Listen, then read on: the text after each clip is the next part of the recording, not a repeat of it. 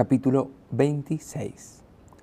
La próxima vez que se vieron la psicóloga y Sara, esta le contó que por fin había encontrado un hobby. Había empezado a ir a ver apartamentos en venta para la clase media. Le dijo que era emocionante, porque muchos de los apartamentos daban la impresión de que las personas que vivían allí los limpiaban ellas mismas.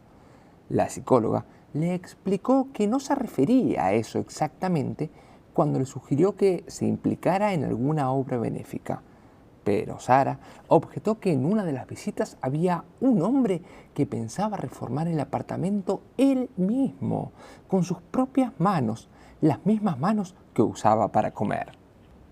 Así que no me vengas con que no hago todo lo posible por confraternizar con los desfavorecidos de la sociedad. La psicóloga no sabía por dónde empezar a responder, pero Sara observó que enarcaba las cejas y le temblaba la barbilla, y dijo con desprecio: ¿Te he ofendido? Por Dios, es totalmente imposible no ofenderlos en cuanto hablamos. La psicóloga asintió con gesto paciente y se arrepintió nada más hacer la pregunta. ¿Podrías poner un ejemplo de otras ocasiones en que la gente como yo se haya ofendido sin tú pretenderlo? Sara se encogió de hombros y le contó la historia de una vez en que la habían llamado prejuiciosa cuando entrevistó a un joven en el banco, solo porque al verlo entrar en la oficina exclamó: «¡Vaya! Creía que venías a buscar trabajo en la sección de informática. A personas como tú se les suelen dar bien las computadoras, ¿no?». Sara explicó profusamente a la psicóloga que eso era un cumplido. ¿Ahora también es prejuicioso decir cumplidos? La psicóloga trataba de encontrar un modo de hablar del tema sin hablar de él. Así que dijo: «Sara, me da la impresión de que siempre acabas viéndote envuelta en discusiones. Una técnica que suelo recomendar para evitarlo es la de hacerse 3 preguntas. 1. ¿Crees que el interlocutor actúa con la clara intención de perjudicarte personalmente? 2. ¿Dispones de toda la información sobre las circunstancias? 3. ¿Qué ganas tú si se crea una situación conflictiva?». Sara la dio la cabeza hasta que le crujió el cuello. Comprendía todas las palabras, pero en este contexto le parecían sacadas de un sombrero de forma totalmente aleatoria. ¿Por qué iba yo a necesitar ayuda para no verme envuelta en situaciones conflictivas? Las situaciones conflictivas son buenas. Solo las personas débiles creen en la armonía y, como premio, pueden ir por ahí pregonando incoherencias y sintiéndose moralmente superiores, mientras que los demás nos dedicamos a otras cuestiones. ¿Cómo a qué?, preguntó la psicóloga. A ganar. ¿Y eso es importante? Si no ganás, no puedes hacer nada, cariño. Nadie llega por casualidad a un salón de conferencias. La psicóloga trataba de reconducir la conversación a su pregunta inicial, fuera lo que fuera, porque ya no la recordaba. Y supongo que los ganadores también ganan mucho más dinero. Eso también es importante, ¿no? ¿Qué haces tú con el dinero? ¿Compro la distancia que me separa de otras personas? La psicóloga jamás había oído esa respuesta. ¿Qué quieres decir? En los restaurantes caros, las mesas están más distanciadas unas de otras. En los vuelos en primera clase no hay asiento del medio. Los hoteles de lujo tienen una entrada aparte para los huéspedes de la suite. Lo más caro de los lugares con más densidad de la población del mundo es la distancia. La psicóloga se retrepó en la silla. No era difícil identificar la personalidad de Sara con ejemplos de manual. Evitaba el contacto visual, no quería que le estrecharan la mano. La empatía le era, por decirlo sutilmente, desconocida. Parecía enemiga del desorden y quizá por ello había decidido trabajar con números. Además, cada vez que entraba en la consulta, arreglaba la foto de la librería, que la psicóloga siempre torcía a propósito antes de su llegada. A una persona como Sara es difícil preguntarle algo así directamente. Así que la psicóloga dijo: ¿por qué te gusta tu trabajo? Porque soy analista. La mayoría de las personas que ocupan mi puesto son economistas. respondió Sara enseguida. ¿Cuál es la diferencia? Los economistas se enfrentan a los problemas en cuanto llegan. Por eso no son capaces de predecir la quiebra de la bolsa. ¿Quieres decir que los analistas sí son capaces de predecirla? Los analistas cuentan con que las quiebras se producirán. Los economistas solo ganan dinero cuando a los clientes del banco les va bien. Los analistas ganamos dinero siempre.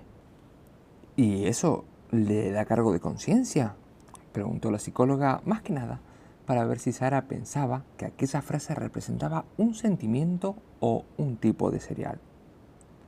¿Es culpa de croupier que uno pierda todo su dinero en el casino?, preguntó Sara. No me parece una comparación adecuada. ¿Y por qué no? Porque utilizas expresiones como quiebra de la bolsa, pero quien quiebra no es la bolsa ni el banco, sino las personas. Existe una explicación muy lógica de que creas que eso es así. ¿Ah, sí? Se debe a que crees que el mundo te debe algo, y no es así. Sigues sin responder a mi pregunta. Quería saber por qué te gusta tu trabajo. Solo me has dicho porque se te da bien. Solo a la gente débil le gusta su trabajo. Eso no me lo creo. Eso es porque te gusta tu trabajo. Lo dices como si fuera algo malo. Te has enfadado. La gente como tú se enfada todo el rato. ¿Y sabes por qué? No. Porque están equivocados. Si dejaran de estar equivocados continuamente, no se sentirían ofendidos. La psicóloga miró el reloj. Seguía pensando que el principal problema de Sara era la soledad, pero que quizá existe una diferencia entre soledad y falta de amigos. Sin embargo, en lugar de decirlo abiertamente, murmuró con resignación. ¿Sabes? Creo que este es un buen momento para dejarlo. Sara asintió impasible y se puso de pie. Colocó la silla bien alineada con la mesa. Cuando sus labios pronunciaron las palabras, ya estaba casi de espaldas, como si no hubiera sido su intención decir nada. ¿Tú crees que hay gente mala? La psicóloga procuró no manifestar su sorpresa. Logró responder. ¿Me lo preguntas como psicóloga o desde un punto de vista meramente filosófico? Una vez más, la directora de banco puso la cara de estar hablando con una tostadora. ¿Te hicieron tragarte un diccionario de pequeña o te volviste así tú solita? Limítate a responder la pregunta. ¿Tú crees que hay gente mala? La psicóloga se retorció tanto en la silla que casi le volvieron del revés los pantalones. Pues tendría que decir que sí, creo que hay gente mala. ¿Tú crees que esa gente sabe que es mala? ¿Qué quieres decir? La mirada de Sara se posó en el cuadro del puente. La experiencia me dice que hay muchas personas que son repugnantes, personas frías y crueles, pero nosotros mismos no queremos creer que somos malas personas. La psicóloga reflexionó sobre la pregunta en silencio un buen rato antes de responder. Sí, he de ser sincera, creo que casi todos sentimos la necesidad de creer que contribuimos a conseguir que el mundo sea mejor, o al menos que no lo empeoramos, que estamos del lado de los buenos, que aunque, no sé, que incluso nuestras peores acciones sirven a un fin superior, porque casi todos distinguimos entre el bien y el mal, y si rompemos con nuestro propio código moral, tenemos que inventarnos una excusa ante nosotros mismos. Creo que es lo que en el ámbito de la criminología llaman técnicas de neutralización. La neutralización puede producirse gracias a convicciones religiosas o políticas, o la creencia de que no podíamos hacer otra cosa, pero necesitamos algo que justifique nuestras malas acciones. Porque estoy convencida de que muy pocas personas serían capaces de vivir sabiendo que son intrínsecamente malas. Sara no dijo nada. Se limitó a agarrar el bolso demasiado grande, con demasiada fuerza, y por medio segundo pareció que iba a confesar algo. Su mano ya estaba a mitad de camino de la carta. Incluso se permitió jugar fugazmente con la idea de contarle que había mentido sobre lo del hobby. No acababa de empezar a hacer aquellas visitas a apartamentos en venta. Llevaba haciéndolas 10 años. No era un hobby, era una obsesión. Pero no pronunció ni una palabra.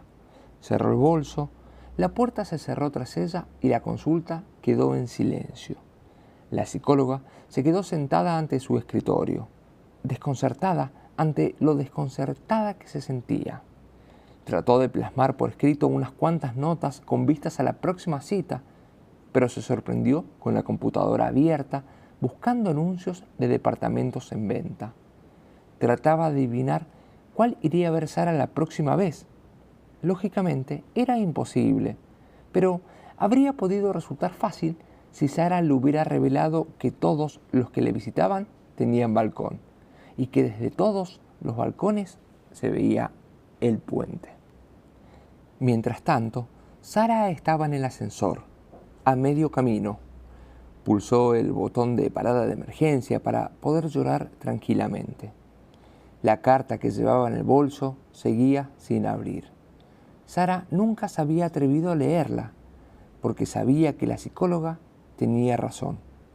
Sara era una de esas personas que en el fondo de su ser no podría reconciliarse con la idea de saber aquello de sí misma. Capítulo 27.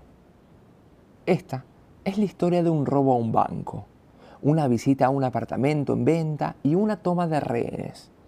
Aunque puede que se trate sobre todo de unos idiotas, pero quizá puede que no sea solo eso. 10 años atrás, un hombre escribió una carta. Se la envió a una mujer que trabajaba en un banco. Luego dejó a los niños en el colegio, le susurró al oído que los quería, se fue solo de allí y aparcó el coche junto al río. Se subió a la barandilla de un puente y saltó. La semana siguiente, una joven adolescente se subió a la misma barandilla. Lógicamente, a vos tampoco te importa quién era la chica. No era más que una persona entre varios miles de millones, y la mayoría de las personas ni siquiera son personas para nosotros, solo son gente. Solo somos desconocidos que pasamos uno al lado de los otros. Tu ansiedad roza apenas con la mía cuando las fibras de nuestros abrigos se enredan por un instante y se despegan enseguida entre el gentío mientras caminamos por cualquier acera. Nunca sabemos a ciencia cierta lo que le hacemos a otro, lo que hacemos con el otro, lo que hacemos por el otro. Pero la chica del puente se llamaba Nadia. Era la semana siguiente a aquella en que el hombre se mató saltando de la barandilla donde ella se encontraba ahora. La chica apenas sabía nada de él, pero iban al mismo colegio que sus hijos y todo el mundo hablaba del suceso. Así fue que se le ocurrió la idea. Nadie puede realmente explicar, ni antes ni después, qué puede impulsar a un adolescente a querer dejar de vivir. Simplemente hay periodos en los que se hace tan duro existir. El hecho de no entenderse a uno mismo, de que no nos gusta el cuerpo en el que existimos. Mirarnos a los ojos en el espejo y preguntarnos de quién son, con la misma eterna pregunta: ¿qué es lo que me pasa? ¿Por qué me siento así? La chica no había vivido ningún trauma, no arrastraba ningún sufrimiento justificado. Simplemente estaba triste todo el tiempo. Un ser maligno y pequeño que no se apreciaba en las radiografías se había alojado en su pecho. Viajaba por su flujo sanguíneo y le llenaba la cabeza de voces susurrantes que le decían que era una inútil, que era débil y fea y que nunca dejaría de estar quebrada. Se nos puede ocurrir que las cosas más absurdas del mundo cuando se nos acaban las lágrimas, cuando no podemos silenciar esas voces que nadie más oye, cuando nunca hemos estado en una habitación en la que nos hayamos sentido normales. Al final, nos sentimos agotados de andar siempre tensando la piel en torno al pecho, de no relajar nunca los hombros, de pasarnos la vida entera pegados a las paredes con los puños cerrados, siempre aterrados de que te vean, porque no se supone que lo hagan. Lo único que sabía Nadia era que jamás había sentido que tuviera nada en común con ninguna otra persona. Siempre se había sentido sola con cada uno de sus sentimientos. En el aula, entre compañeros de su edad, daba la impresión de que todo era como siempre, pero por dentro se encontraba en medio de un bosque, gritando hasta que le estallaba el corazón. Los árboles crecieron. Un día, la luz del sol no fue lo bastante potente para atravesar el follaje y la oscuridad que reinaba en su interior se volvió impenetrable. Así que se plantó en un puente y miró desde la barandilla hacia el agua. Sabía que cuando llegara abajo sería como darse contra el asfalto, que no se ahogaría, que moriría al instante. Eso la consolaba, porque desde que era muy pequeña tuvo miedo de morir ahogada. No de la muerte misma, sino de los segundos que la precedían, del pánico y la impotencia. Algún adulto imprudente la informó de que los que se ahogan no parecen estar ahogándose. Cuando uno se ahoga, no puede pedir ayuda ni agitar los brazos, simplemente se hunde. Tu familia puede estar en la playa saludándote con la mano sin darse cuenta de que te estás muriendo. Nadia llevaba toda la vida sintiéndose así, viviendo entre ellos. Mientras cenaba con sus padres, pensaba, ¿es que no lo ven? Pero ellos no lo veían, y ella no decía nada. Un día, simplemente no fue al colegio. Ordenó el cuarto, hizo la cama y se fue de casa sin abrigo, porque no lo iba a necesitar. Pasó el día muerta de frío en la ciudad, deambulando como si quisiera que la ciudad la viera por última vez, que comprendiera lo que había provocado al no oírla gritar por dentro. No tenía ningún plan concreto, solo una consecuencia. Cuando llegó el crepúsculo, se vio de pronto junto a la barandilla del puente. Era muy sencillo, solo tenía que levantar un pie y luego el otro. Un adolescente llamado Jack la vio. El chico era incapaz de explicar por qué volvía al puente noche tras noche. Sus padres se lo prohibieron, pero él no les hacía caso. Salía sin hacer ruido y corría hasta allí, como esperando ver al hombre allí otra vez, para hacer retroceder el tiempo y hacerlo bien esta vez. En cambio, el día que vio a la chica en la barandilla, no supo qué gritarle, así que no le gritó nada. Echó a correr y la agarró con tanta fuerza que la chica se golpeó la cabeza contra el asfalto y quedó inconsciente. Se despertó en el hospital. Todo había ocurrido tan rápido que solo había alcanzado a ver con el rabillo del ojo cómo el chico se acercaba corriendo. Cuando las enfermeras le preguntaron qué había pasado, ni ella misma sabía, pero le sangraba la parte posterior de la cabeza. Así que dijo que se había subido a la barandilla para tomar una foto de la puesta del sol y que se cayó hacia atrás. Estaba tan acostumbrada a decir lo que los demás querían oír para que no se preocuparan, que lo hacía de forma instintiva. Pese a todo, las enfermeras se mostraron inquietas, desconfiadas, pero la chica era una mentirosa consumada. Llevaba practicando toda la vida, así que al final le dijeron: subirse a la barandilla de esa manera es una locura. Fue una suerte que no cayeras hacia el otro lado. Ella asintió con los labios secos y los ojos anegados. Sí, suerte. Habría podido volver directamente del hospital al puente, pero no lo hizo. Era imposible explicar por qué, ni siquiera a sí misma, porque nunca podría saber con certeza qué habría hecho si el chico no lo hubiera apartado del puente. ¿Habría dado un paso hacia adelante o atrás? Así que, de aquel día en adelante, intentó comprender la diferencia entre ella y el hombre que saltó.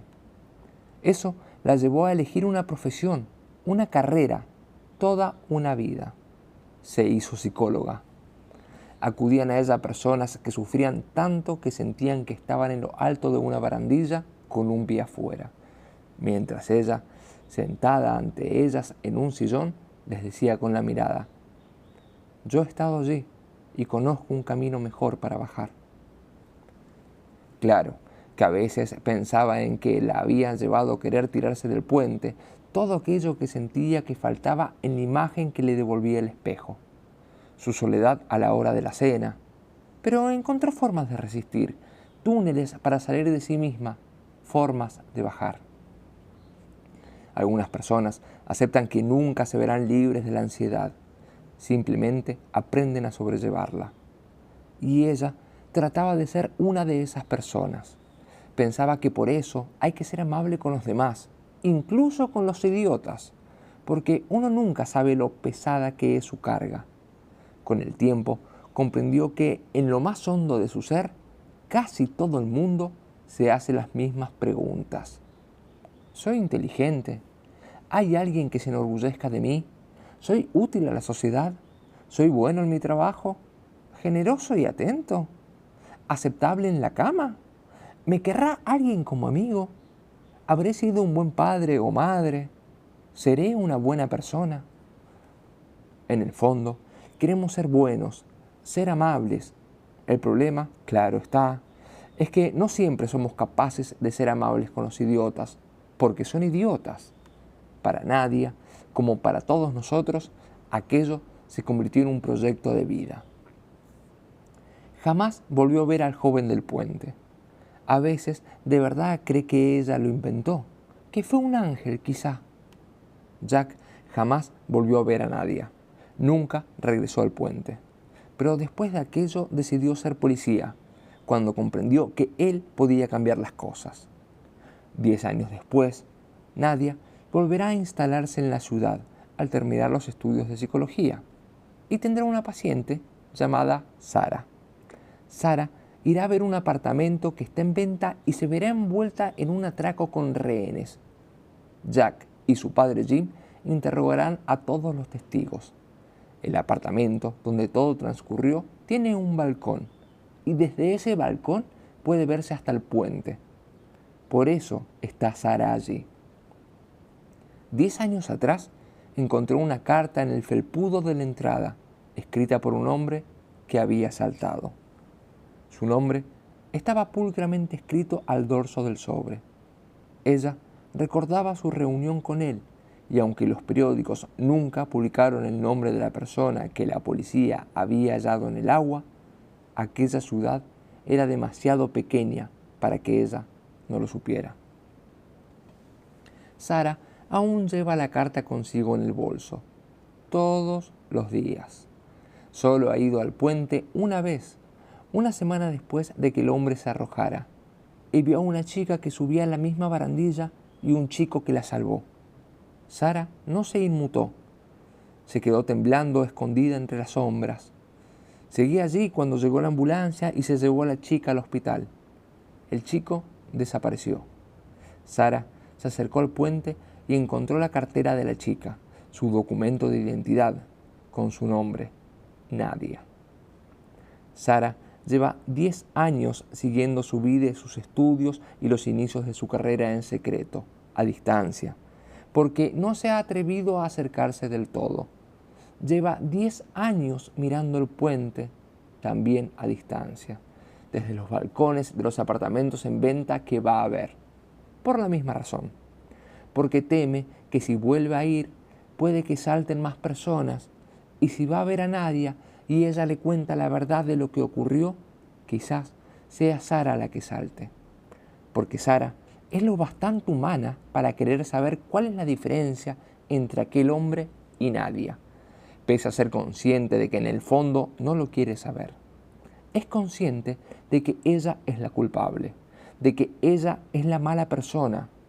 Quizá todos dicen que quieren saber si son o no el malo, pero en el fondo nadie quiere saberlo. Así que Sara sigue sin abrir aquella carta.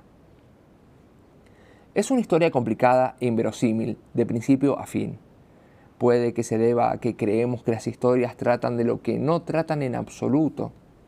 Por ejemplo, puede que esta historia no trate de un robo a un banco, ni de un apartamento en venta, ni de una toma de rehenes. Puede que ni siquiera sea una historia sobre idiotas. Quizá esta historia trate de un puente. Capítulo 28. ¿Querés que te diga la verdad? La verdad es que la dichosa agente inmobiliaria era una pésima agente inmobiliaria y que la visita al apartamento fue un desastre desde el principio. Si los compradores potenciales no pudieran ponerse de acuerdo en nada, al menos lo harían en esto, porque nada une más a un grupo de desconocidos que quejarse juntos de un caso perdido. El anuncio, o como quieras llamarle, era una catástrofe mal escrita, con fotos tan borrosas que parecía que el fotógrafo hubiera pensado que la visión panorámica se conseguía arrojando la cámara por los aires al otro lado de la habitación. Agencia inmobiliaria, todo bien en casa. ¿Todo bien en casa? Se leía sobre la fecha y precisamente ¿a quién se le ocurre organizar una visita a un apartamento en venta la víspera de Nochevieja? Había velas aromáticas en el baño y un frutero con limas en la mesa del sofá. Un valeroso intento por parte de alguien que, al parecer, había oído hablar de esas visitas, pero que nunca había asistido a ninguna. Pero el armario estaba lleno de ropa y en el suelo del dormitorio había unas zapatillas que parecían pertenecer a alguien que llevaba medio siglo desplazándose sin levantar los pies del suelo. La estantería estaba atestada de libros y ni siquiera estaba organizada por colores. Y aún así, había aún más pilas de libros en el alféizar de las ventanas y en la mesa de la cocina. En la puerta del refrigerador amarillaban los dibujos de los nietos del propietario. Sara había visto suficientes apartamentos en venta o a aquellas alturas como para poder detectar a un novato. No puede parecer que el apartamento en cuestión está habitado. Solo un asesino en serie querría mudarse allí. Tiene que parecer que alguien podría vivir allí. La gente no quiere comprar un cuadro, quiere comprar un marco. Pueden soportar ver libros en un librero, pero no en la mesa de la cocina. Sara tal vez habría podido acercarse a la agente inmobiliaria para decírselo, si la agente inmobiliaria no hubiera sido una persona y Sara no odiara a las personas, sobre todo a las que hablan. Así que Sara se dio una vuelta por el apartamento, trató de mostrar interés, como había visto que hacía la gente que de verdad quería comprar una vivienda. Para ello, supuso un reto enorme, puesto que solo alguien drogado que coleccionara uñas podría interesarle vivir allí precisamente. Así que, cuando nadie la veía, Sara salió al balcón, se apoyó en la barandilla y se quedó mirando hacia el puente hasta que empezó a temblar descontroladamente. La misma reacción de siempre, una y otra vez, durante 10 años. En el bolso llevaba aquella carta que seguía sin abrir. A aquellas alturas había aprendido a llorar casi en seco, por razones prácticas. La puerta del balcón estaba entreabierta. Oía voces, no solo en su cabeza, sino en el apartamento. Dos parejas recorrían las habitaciones, tratando de no reparar en todos aquellos muebles tan feos y de imaginar en su lugar sus propios muebles feos. La pareja mayor llevaba muchos años casada. Para la pareja más joven, en cambio, el matrimonio era casi una novedad. Esas cosas se detectan por cómo discuten las personas que se quieren. Cuanto más tiempo llevan juntos, menos palabras hacen falta para iniciar una pelea. Las dos personas mayores se llamaban Annalena y Roger. Llevaban varios años jubilados, pero al parecer no les habían bastado para acostumbrarse a la jubilación.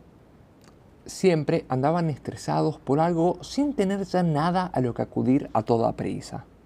Annalena era una mujer apasionada en sus sentimientos y Roger un hombre apasionado en sus opiniones. Si alguna vez nos hemos preguntado quién escribe todas esas reseñas excesivamente detalladas sobre herramientas o enseres del hogar, u obras de teatro, o soportes para la cinta adhesiva, o animalitos de vidrio, a los que se asignan de 1 a 5 estrellas en internet, son ellos, Annalena y Roger. A veces, por supuesto, no habían probado personalmente las herramientas o los enseres en cuestión, pero ellos no eran del tipo de personas a las que eso les impidiera escribir una valoración mordaz. Si uno se dedicara a probar y a leer cosas y averiguar toda la verdad acerca de las cosas continuamente, jamás tendría tiempo de opinar sobre algo. Annalena llevaba un suéter de un color que normalmente solo se ve en los suelos de parqué. Roger vestía vaqueros y una camisa de cuadros que recibió una valoración demoledora de 1 estrella sobre 5, porque había encogido varios centímetros. No mucho después de que la báscula del baño de Roger se describiera en la página web como mal calibrada, Annalena corrió una cortina y dijo: ¿cortinas verdes? ¿A quién se le ocurre poner unas cortinas verdes? La gente hace unas cosas rarísimas hoy en día. Claro, a lo mejor son daltónicos o irlandeses. No le dijo aquello a nadie en particular, simplemente le había dado por pensar en voz alta, porque es algo que le resulta cómodo a una mujer en que los últimos años se ha acostumbrado a que nadie la escuche. Roger pateaba los listones del parqué y murmuraba: «Este está suelto». Y no oyó una palabra de lo que decía Annalena. Probablemente el listón estaba suelto, porque Roger se había pasado 10 minutos dándole con el pie. Pero para un hombre como Roger, una verdad es una verdad, independientemente de su causa. De vez en cuando, Annalena le susurraba su opinión sobre los demás posibles compradores del apartamento. Por desgracia, se le daba tan mal susurrar como pensar en silencio, de modo que resultó ese tipo de susurros a gritos que es equivalente de los pedos en un avión, que uno se cree que si lo suelta poco a poco no van a oler mal. Nunca logramos ser tan discretos como creemos. La mujer del balcón, Roger. ¿Para qué querrá ella este apartamento? Se nota que es demasiado rica. Así que, ¿qué hace aquí? Y ha entrado sin quitarse los zapatos. Todo el mundo sabe que hay que quitarse los zapatos antes de uno entrar en la vivienda. Roger no respondió. Annalena miró furiosa a Sara a través de la cristalería del balcón, como si fuera Sara la que hubiera dejado escapar un pedo. Luego, Annalena se acercó aún más a Roger y susurró: ¿y las mujeres que hay en el pasillo? No parece que puedan permitirse vivir aquí, ¿o sí? Entonces Roger dejó de dar patadas a los listones, se volvió hacia su mujer y la miró a los ojos. Luego dijo 3 palabritas que nunca le decía a ninguna otra mujer en el mundo. Dijo: «Por Dios, cariño». Annalena y Roger ya no discuten nunca, o puede que lo hagan continuamente. Cuando uno lleva conviviendo con otra persona el tiempo suficiente, hay muy poca diferencia entre dejar de discutir y dejar de preocuparse. Por Dios, cariño, acuérdate de decirles a todos con los que se hable que el apartamento precisa reformas. Así nadie hará ninguna oferta, continúa Roger. Annalena lo miró desconcertada. Pero, ¿eso es bueno? Roger soltó un suspiro. Por Dios, cariño, es bueno para nosotros, porque nosotros sí sabemos de reformas, pero los demás, se ve a la legua que ninguno sabe nada de renovaciones. Annalena asintió, arrugó la nariz y olisqueó el aire sin disimulo. ¿Y verdad que huele un poco a humedad? ¿Será moho? Porque Roger le había enseñado que eso era algo que siempre tenía que preguntarles a los agentes inmobiliarios, en voz alta, para que los demás posibles compradores lo oyeran y se inquietaran. Roger cerró los ojos con frustración. Por Dios, cariño, eso tienes que preguntárselo a la agente inmobiliaria, no a mí. Annalena asintió ofendida y pensó en voz alta. Solo estaba practicando. Sara los oyó mientras miraba a lo lejos apoyada en la barandilla del balcón. El mismo burbujeo de pánico por todo el cuerpo, el mismo malestar y temblor en la yema de los dedos cada vez que veía el puente. Quizá se engañaba pensando que un día sería más llevadero o menos llevadero, hasta el punto de que llegara a ser tan insoportable que fuera y saltara ella misma. Miró a la calle desde el balcón, pero no estaba segura de que fuera lo bastante alto. Eso es lo único que tienen en común una persona que está resuelta a vivir y otra que está resuelta a morir. Si hay que saltar, hay que estar segurísimo de la altura. Pero Sara no sabía cuál de las dos era ella. El que a una no le guste la vida no significa necesariamente que desee la otra opción. Así que llevaba 10 años visitando apartamentos en venta y mirando al puente desde los balcones y equilibrándose en medio de todo lo malo que llevaba dentro. Entonces oyó otras voces procedentes del interior del apartamento. La otra pareja, la más joven, se llamaban Julia y Ro. La una era rubia y la otra morena. Y no paraban de parlotear ruidosamente, como hace la gente joven que cree que todo lo que sienten revoloteando por sus hormonas es algo único. Julia era la que estaba embarazada. Ro era la que estaba irritada. La una parecía haber cosido ella misma la ropa que llevaba con capas robadas a magos asesinados. Y la otra iba vestida como si vendiera droga a la salida de una bolera.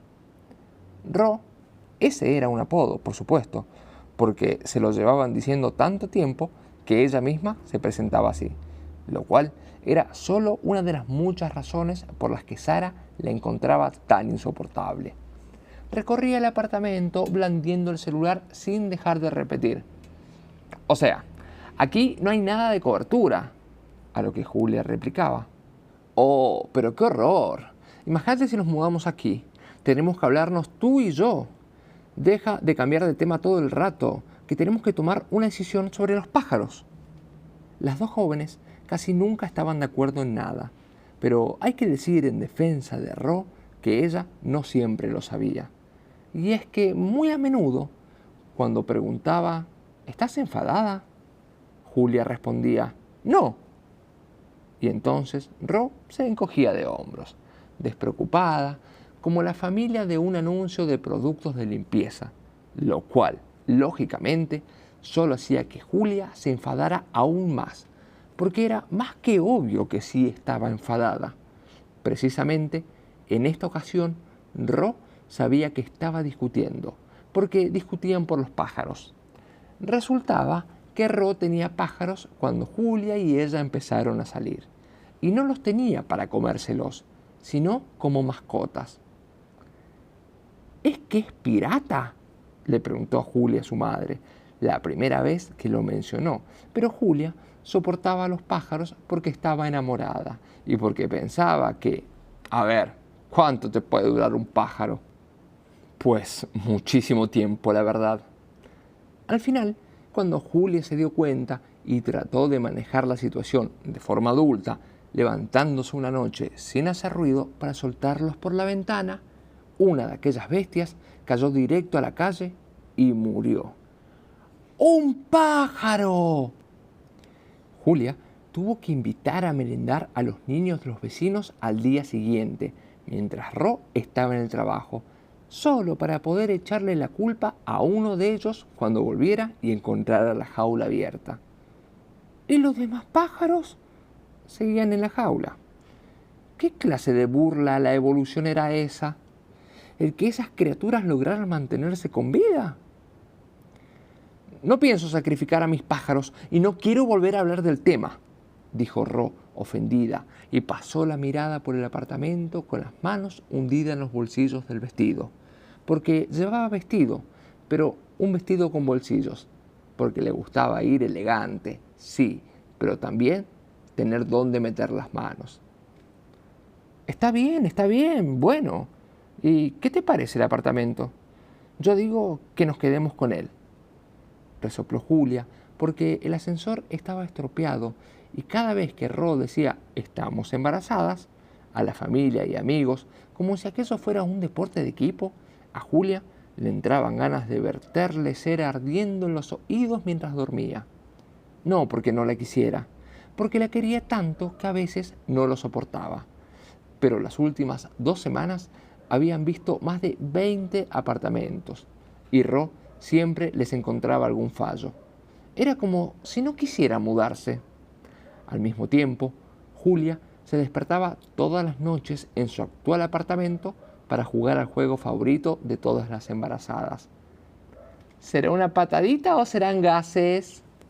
Y luego no podía volver a conciliar el sueño, porque tanto Ro como los pájaros roncaban a pierna suelta.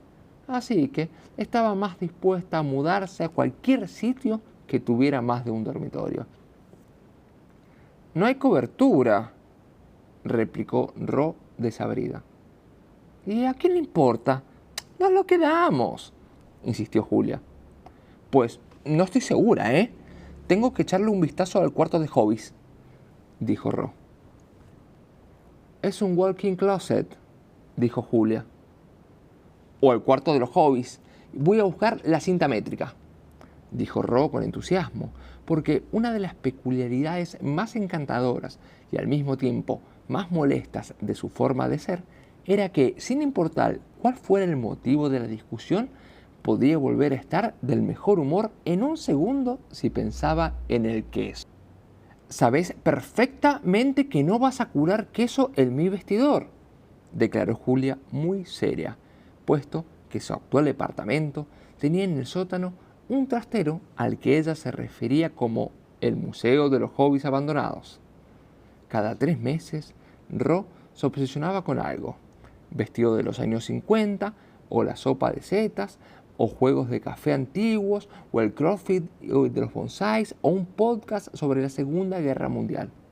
Luego, dedicaba 3 meses a estudiar la materia en cuestión con dedicación inquebrantable en foros de internet poblados de personas que, obviamente, no deberían tener acceso a Wi-Fi en la celda acolchada en la que estaban encerradas.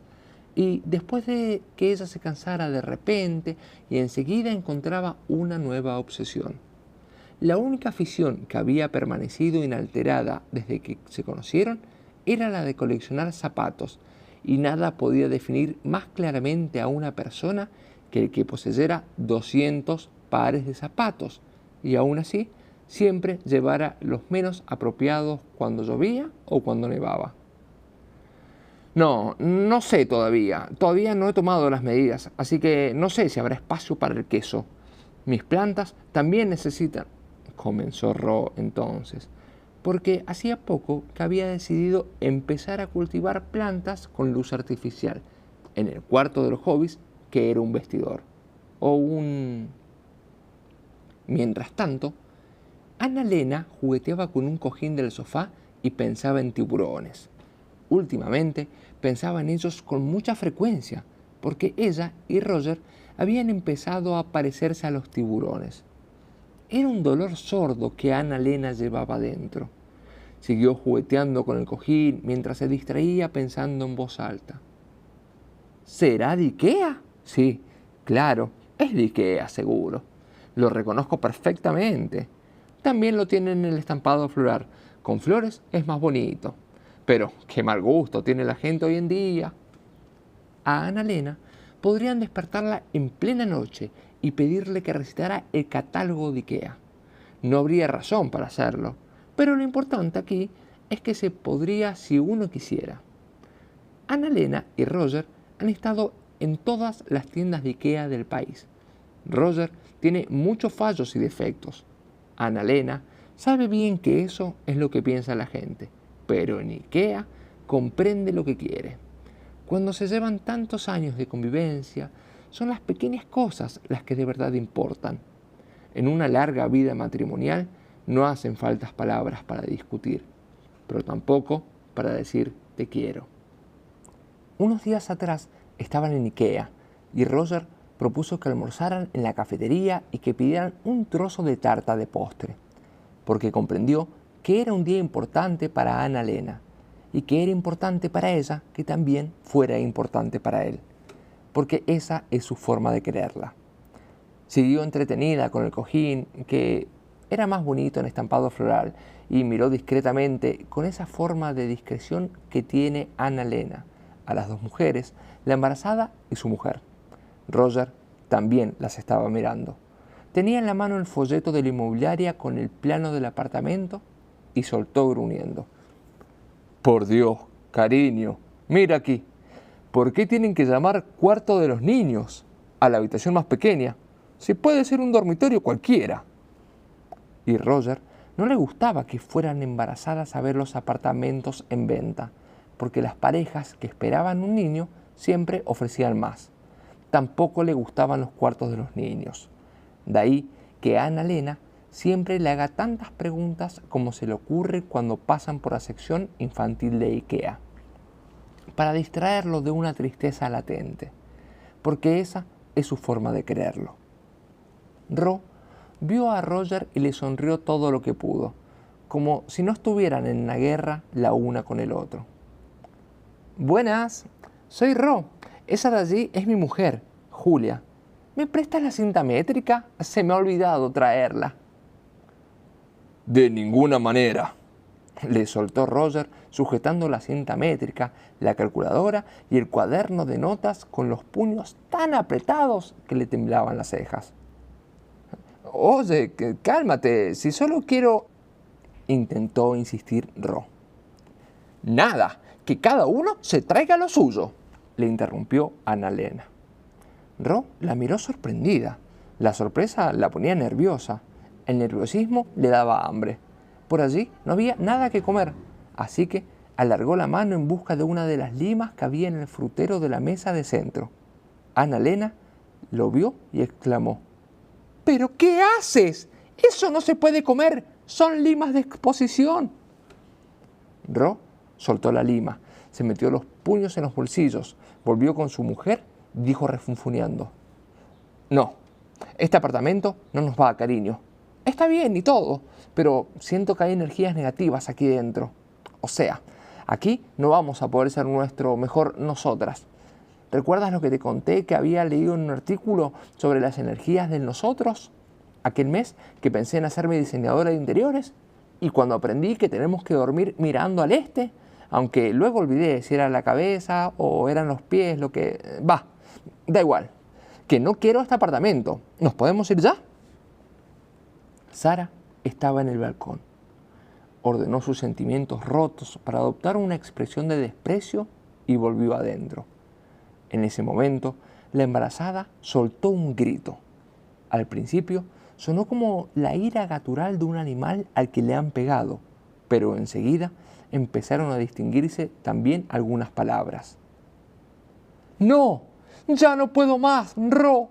Puedo aceptar los pájaros y puedo aceptar tu pésimo gusto musical y puedo aceptar otro montón de mierdas, pero no pienso irme de aquí hasta que hayamos comprado este apartamento, aunque tenga que dar a luz a nuestro hijo aquí mismo en la alfombra.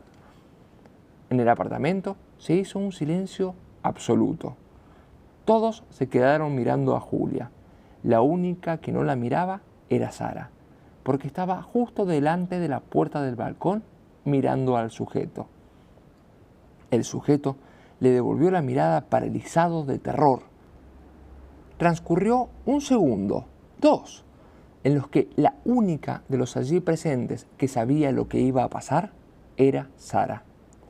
Después, Ana-Lena también vio al sujeto del pasamontañas y gritó con todas sus fuerzas: ¡Dios mío! ¡Nos asaltan!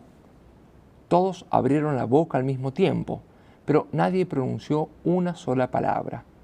El miedo puede paralizar a la gente que ve una pistola, apagarlo todo, salvo las señales imprescindibles del cerebro, silenciar cualquier rumor de fondo.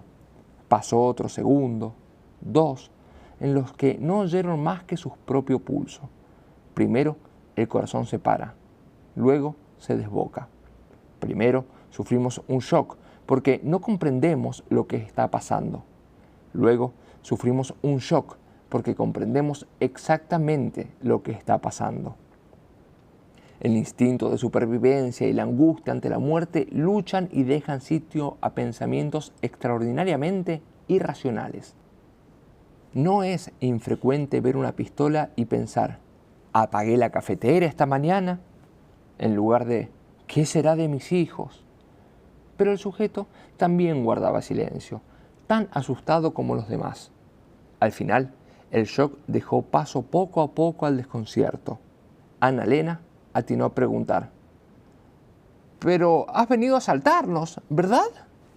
El sujeto hizo ademán de protestar, pero no le dio tiempo, porque Ana-Lena empezó a tironear de Roger como si fuera una cortina verde y gritó: «¡Roger, saca el dinero!».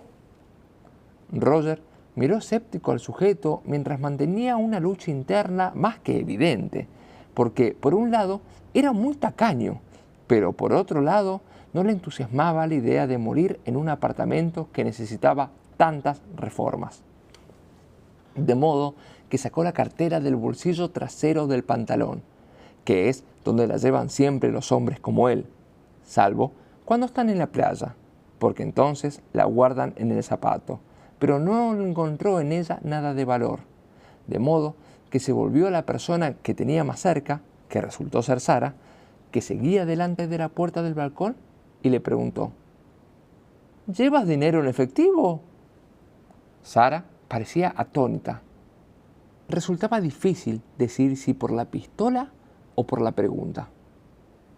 «¿Efectivo? Pero ¿tú te crees que soy narcotraficante?». Entretanto, el sujeto lo miró vacilante, parpadeó para apartar el sudor de los ojos, se colocó bien los agujeros del pasamontaña y gritó: «¡No, no! Esto no es un robo, es solo que…». Pero enseguida se corrigió y dijo jadeante: bueno, sí, quizá es un robo, pero ustedes no son las víctimas. Quizá esto es ahora más bien una toma de rehenes. Lo siento mucho, hoy estoy teniendo un día un poco complicado». Y así fue que empezó todo.